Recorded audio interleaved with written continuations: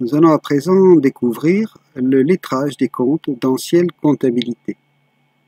Le lettrage des comptes est une opération qui consiste à s'assurer que l'on possède bien toutes les factures clients et toutes les factures fournisseurs dans notre comptabilité. Pour cela, on va donc effectuer un lettrage des comptes clients et fournisseurs et plus généralement de tous les comptes de la classe 4, desquels on exclura les comptes de TVA collectés et déductibles qui ne se lettrent pas.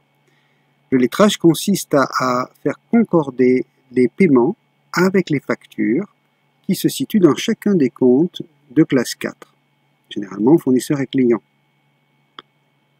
Pour chaque paiement, on va rechercher la facture et on effectuera à ce moment-là un lettrage des deux lignes ou des plusieurs lignes qui s'équilibrent entre elles. Le lettrage ne pourra s'effectuer, ne devra s'effectuer qu'après avoir réalisé le rapprochement bancaire, qui lui est là pour nous assurer que tous les paiements et tous les règlements ont été comptabilisés, et ce, correctement, dans les différents comptes de classe 4. Donc, nous sommes actuellement sur la société Chenot, dans notre logiciel de Ciel Comptabilité, et nous allons procéder au contrôle des comptes. On va commencer par un compte fournisseur, et donc on va aller dans le menu Traitement. Traitement, lettrage manuel. Alors pourquoi lettrage? Vous allez rapidement comprendre pourquoi on utilise ce terme. Au passage, vous voyez qu'ici il existe aussi un lettrage automatique que l'on verra un peu plus tard. Donc je vais cliquer sur lettrage manuel et l'écran qui apparaît, on va me demander quel est le compte que je souhaite lettrer. Donc là, il est apparu automatiquement le compte 401 divers, mais je peux évidemment taper ici le numéro de compte qui m'intéresse. Les dates sont importantes puisque ici, on va mettre les fourchettes de dates sur lesquelles on va lettrer notre compte. Comment on procède? Eh bien, vous êtes ici dans un compte fournisseur. Donc, au crédit apparaissent forcément toutes les factures liées au fournisseur. On est dans un fournisseur divers, donc on a plusieurs types de fournisseurs mélangés. Dans la colonne débit, on va retrouver les paiements effectués à ces fournisseurs. En quoi consiste le lettrage? Eh bien, le lettrage consiste à retrouver la correspondance entre les règlements et les factures. Donc évidemment, il y a beaucoup de factures et peu de règlements, c'est normal. Donc on va commencer par travailler à partir des règlements. C'est plus facile et plus rapide. Donc par exemple, le premier règlement que je rencontre, c'est le règlement de Mercedes 476-33. Je vais regarder si je trouve cette facture dans la colonne des crédits. Et je la trouve ici. Une fois que j'ai trouvé la facture et qu'il y a une concordance entre les deux montants, je vais effectuer sur la ligne ici un double clic. Cette ligne devient en italique et vous voyez ici à gauche une série de lettres qui est apparue. C'est pour cela qu'on appelle cela un lettrage.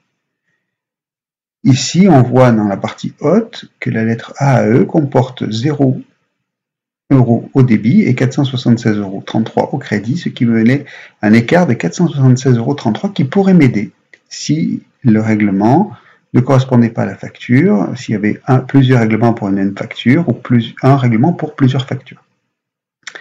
Donc maintenant, j'avais repéré qu'il y avait ce chèque ici, en effet à payer, pardon. Je fais à nouveau un double clic sur cette ligne. Les deux lignes sont équilibrées. Donc si elle me propose d'enregistrer le lettrage en cours, je vais dire oui. Ces deux lignes sont maintenant en italique et vous voyez qu'elles comportent toutes les deux la lettre A à E. Je vais continuer avec le deuxième règlement, 3501. Je vais chercher, il s'agit d'un effet à payer, le beau tour. Je vais chercher cette facture. Et je ne la trouve pas. Donc vous voyez, là, il y a une anomalie, c'est-à-dire qu'on a un règlement sans facture. C'est ce que je recherche, moi, en faisant ce lettrage, trouver les anomalies. En fait, non, ce n'est pas une anomalie, la facture est ici. Donc je vais faire un double clic sur cette facture et un double clic sur le paiement. De nouveau, il propose de lettrer, et je vois qu'ici maintenant c'est AAF et AAF. Je continue avec 5802, France Télécom, je vais voir si je trouve une facture de 5802, la voici, France Télécom, et je descends, France Télécom. C'est bon. Alors, s'il y a beaucoup d'écriture, évidemment, on a du mal à trouver les informations. Vous pouvez filtrer cette liste, c'est-à-dire qu'ici, il fait apparaître toutes les écritures. Donc, on va demander à faire apparaître les deux et de revenir au non lettré. Ça va purger ma liste de tout ce qui est lettré. Alors, ces écritures n'ont pas disparu, hein, elles disparaissent simplement de l'affichage du lettrage manuel. Je vais terminer avec un dernier règlement. Alors, 165,12 €, on va voir si on le trouve. Le voici. Donc, double-clic encore une fois. Et double-clic. Voilà, c'est équilibré.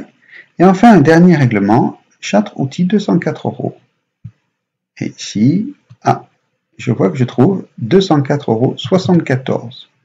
J'ai un petit problème ici, puisqu'apparemment le chèque a été arrondi.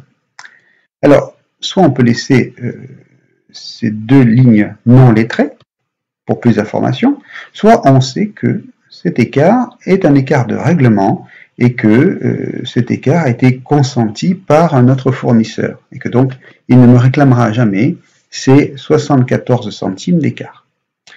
Alors j'ai deux solutions, soit je quitte le lettrage et fais passer une écriture en opérations diverses pour constater cet écart de paiement, mais je peux aussi le faire directement ici. Où ça? Et bien ici dans ce bouton qui s'appelle équilibre. Équilibre, je vais cliquer dessus. Voilà, alors il va me dire que l'écart pour le lettrage n'est pas autorisé. C'est la première fois que vous faites ce genre d'opération, il va vous poser la question. Vous pouvez dire qu'effectivement, vous ne souhaitez jamais réaliser cela, ou bien toujours. Ce qui est conseillé, c'est de dire avec un écart maximum, c'est-à-dire qu'on ne pourra pas dépasser un certain montant pour cet équilibre, ce qui est plutôt une bonne chose. Donc on va demander avec un écart maximum, on va par exemple dire que l'écart maximum est de 2 €.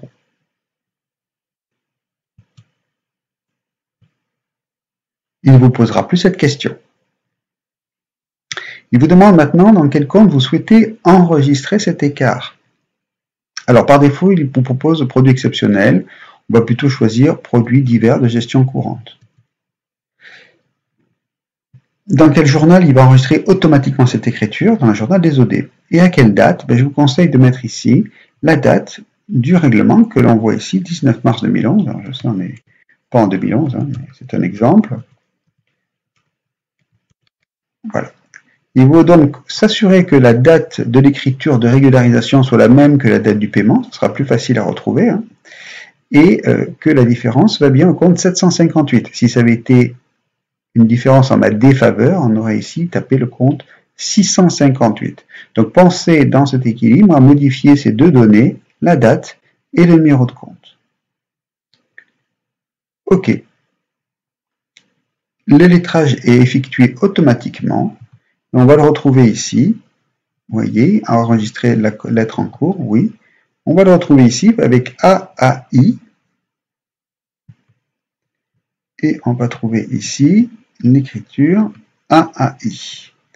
Les centimes ont eux disparu, mais ils sont bel et bien comptabilisés. Alors on va refaire un petit écart. Voilà. Voilà les écritures lettrées, hein, ce lettrage d'aujourd'hui. On voit ici les 74 centimes, les 204 € et la facture qui fait 204,74. Si je clique sur non lettré, je n'ai plus que les factures qui n'ont pas trouvé pour l'instant de correspondance.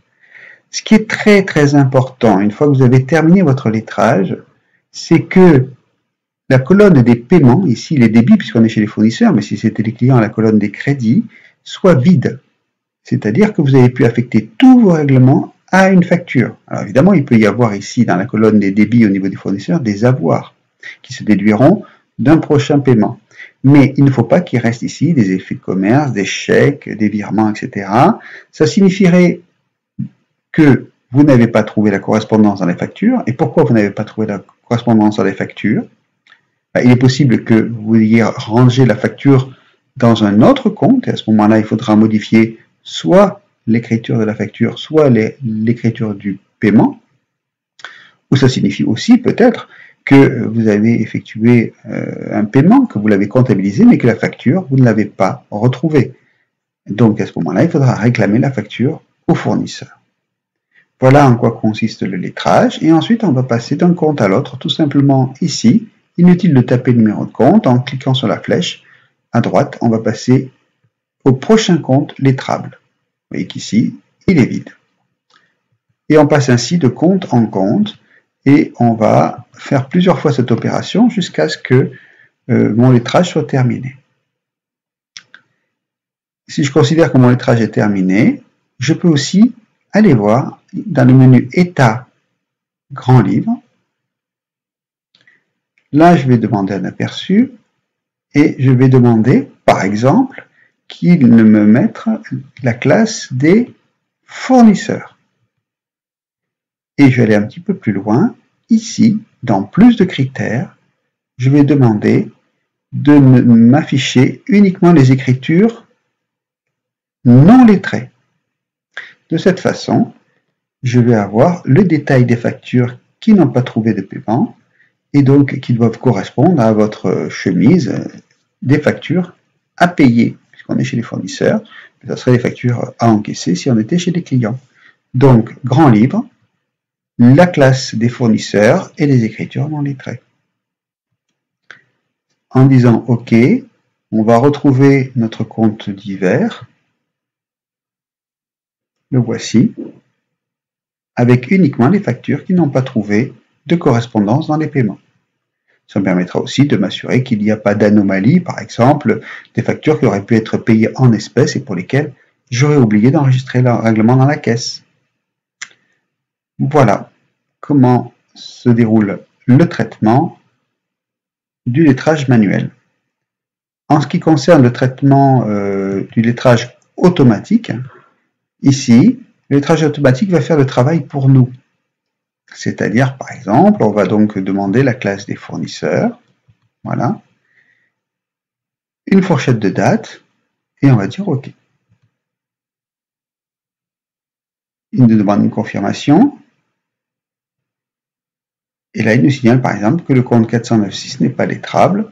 Il faudra aller le rendre lettrable si on veut le vérifier, ou bien le faire manuellement. Alors, le lettrage automatique se déroule aussi d'une autre manière. Quand vous êtes dans le lettrage manuel ici, voilà, on va revenir par exemple à notre compte 401 Div.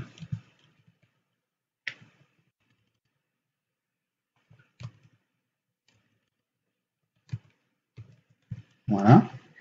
Vous avez ici, dans la fenêtre de lettrage manuel, on a la possibilité de demander un lettrage automatique. Alors évidemment, ici, tout a été lettré, mais on peut commencer par ça. Le lettrage automatique, l'avantage, c'est qu'il va faire pour vous les traitements des opérations les plus évidentes. Alors, comment ça fonctionne? On va demander un lettrage automatique, et là, dans le lettrage automatique, il va me demander si je souhaite le faire par montant ou par référence. Par référence, ça suppose qu'au moment de la saisie, vous ayez complété la petite zone référence, et que vous ayez même mis le même numéro dans la zone référence de votre paiement, au moment de la saisie de votre paiement ou de votre encaissement. Si ce n'est pas le cas, vous êtes contraint de le faire sur les montants, mais attention, les montants, il ne va comparer que les montants des factures, et donc ce ne sera pas forcément, s'il y a plusieurs factures qui comportent le même montant, le logiciel va choisir pour vous, ce qui n'est pas forcément une bonne chose. Donc on va quand même cocher montant, on va continuer. Ici, il va vous demander le niveau de lettrage souhaité. Il y en a 10. Alors, à quoi ça consiste? Eh bien, plus le numéro est élevé, plus il va faire de recherche de concordance. C'est-à-dire qu'il peut, au niveau 1, il va chercher un paiement qui correspond strictement à une facture.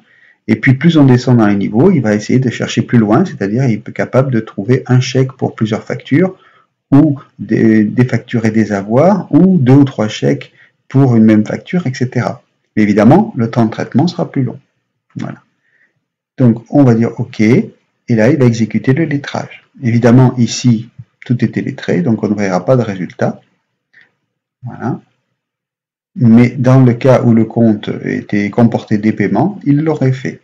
Donc, ce qu'on peut faire pour gagner du temps, c'est dans le traitement lettrage manuel, eh bien, commencer par un lettrage automatique pour dégager le maximum de choses et ensuite continuer sur un lettrage manuel des choses qu'il reste effectivement, donc qu'il n'a pas pu trouver en lettrage automatique. Donc, comme je vous disais, en fonction de la profondeur de lettrage choisi, peut-être voir qu'il y a 2 paiements pour une facture ou plusieurs factures pour un seul paiement.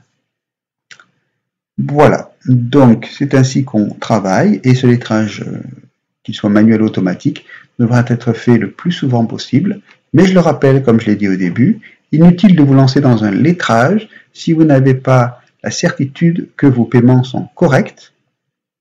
Et pour avoir la certitude que vos règlements, encaissements ou paiements soient corrects, il faut au préalable avoir réalisé le rapprochement bancaire. Voilà. Je vous remercie de votre attention.